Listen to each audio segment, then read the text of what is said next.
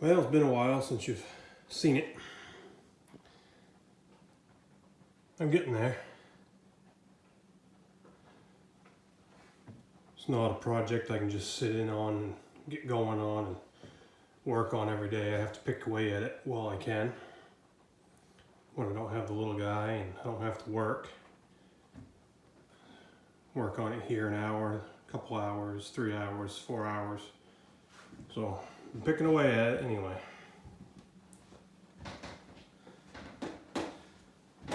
You saw in the other video, I was using this lift putting the sheetrock up.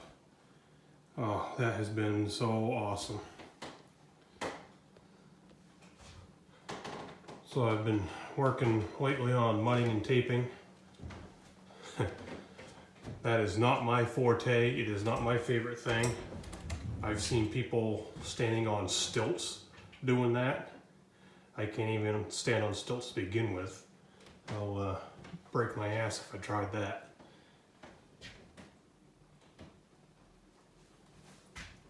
So I had to cheat a little bit.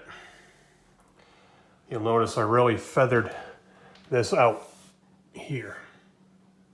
It's really wide on that joint because this is 1/2 inch sheetrock. That's 3/8.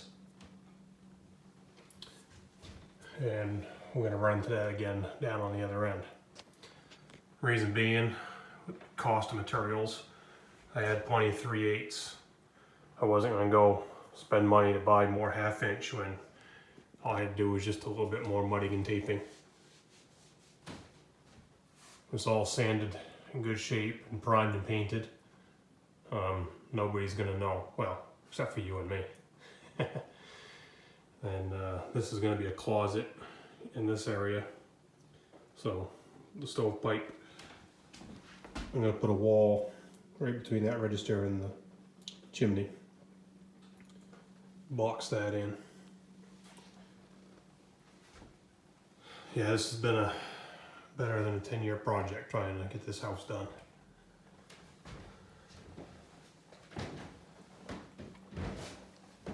This is a fresh coat of mud I just did there. That's why it's kind of dark gray. It's drying.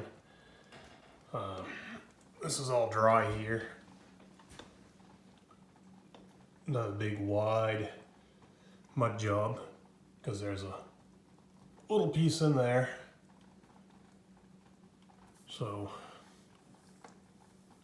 I want to make sure I spread it out. So rather than having a piece in here, a little spot in here that I had to sand with a strip that wasn't done, I just did everything in mud and made it easier.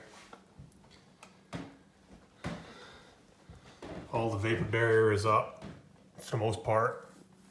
It's all overlapping here. I'm not worried about these meeting, which you normally would, because I'm going to use wooden molding, which is wide enough. It's going to span between here and here and cover that all up. There's no problem with that. Oh, next up, I need to put the sheetrock on right there, which is going to be fun because there's a hole. That's my floor, temporary floor. So I gotta watch my step. Got lucky and got that hole cut just exactly perfect for that light box. And I should have took a video of it, but I had the lift, one wheel of the lift right out on this, and the lift bottomed right out to be able to hold that piece up there up. It worked. So this grayer sheetrock here is 3/8. That over there is 3/8. This is 1/2. Again, just had to feather it out a little bit wider. Had to pack it in to smooth it out. I don't care. It'll look fine when it's done. So a lot of these other joints here are all done. They're all sanded. Still going to check them over close, make sure I didn't miss anything. And that wall's pretty well done. Professionals have a nice straight line there with the mud, and you probably wouldn't even have to touch it with a sand sponge. But I ain't that good, and I never will be. So radio bench, yeah, it used to be right there. You can kind of see the line right there. And the holes where it was attached to the wall, I didn't bother filling them because it was going right back there again.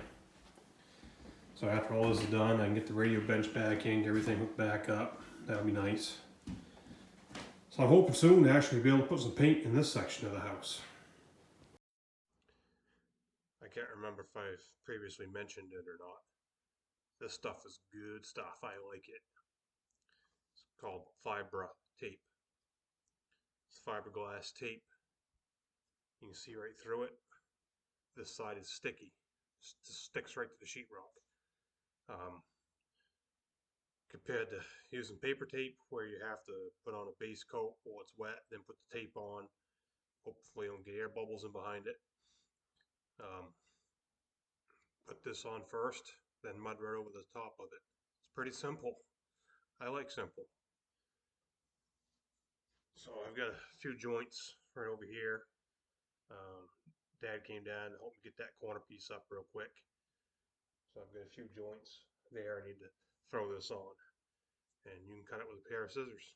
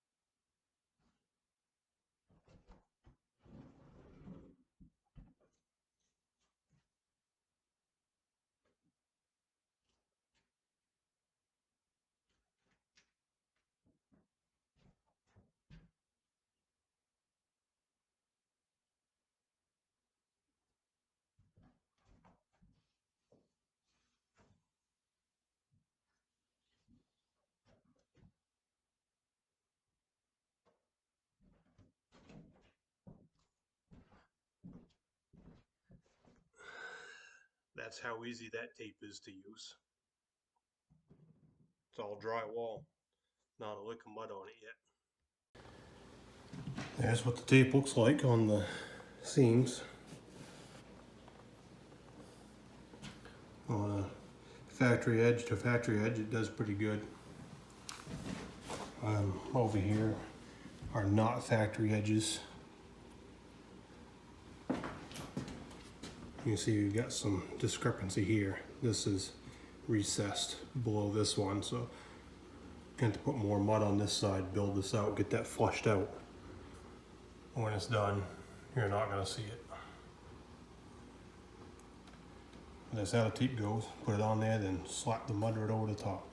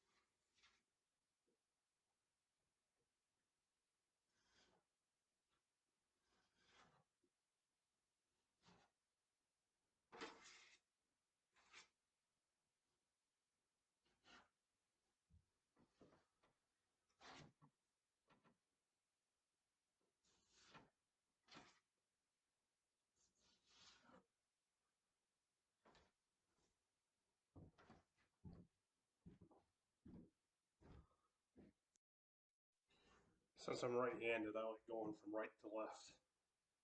Just goes better for me.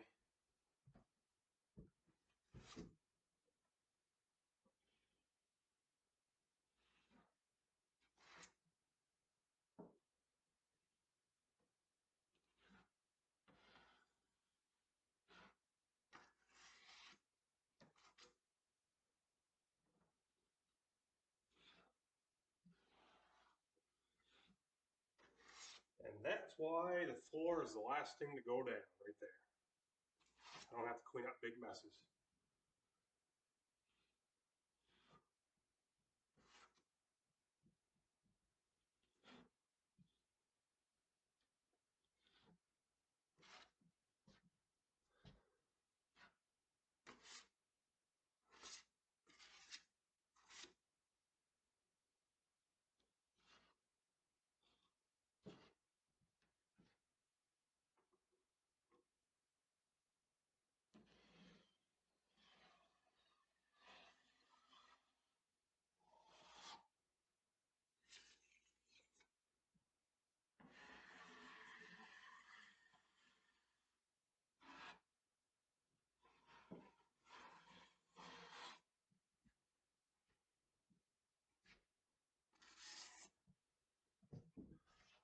That's no way is near done.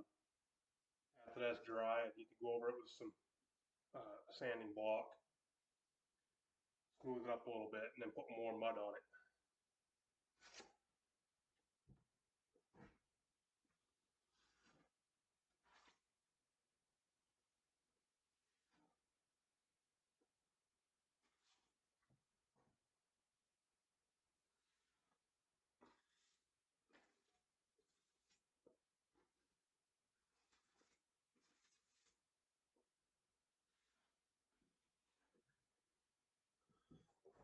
Mudding and taping is not my favorite thing.